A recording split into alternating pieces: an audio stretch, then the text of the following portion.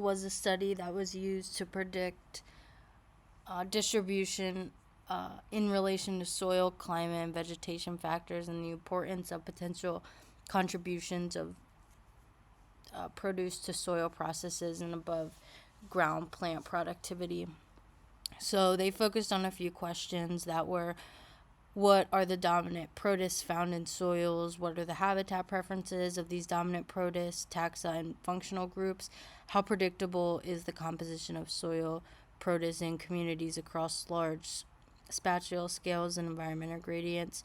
Are the geographical patterns observed for soil to produce similar to those that are for bacteria and archaea? So they analyzed the protist communities found in 180 soils globally that were collected from 6 continents using an rRNA gene sequencing based approach to document the abundances and distributions of the soil produce and obtain the rRNA gene sequences.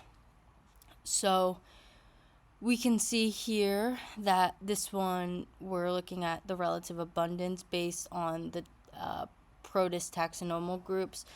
So here we can see that the most abundant protist lineages were the Cercozoa, the Silphora, which together made up about 73%.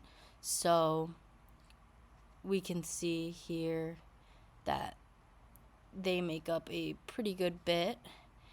And then down here we can see that the protising communities that are dominated by these two taxonomic groups are composed mostly of consumers across the 180 soils that were studied. So we see here that pretty much majority of the relative abundance was from consumers. A small portion was from parasites, and then the rest of the small portion was made from the phototrophs.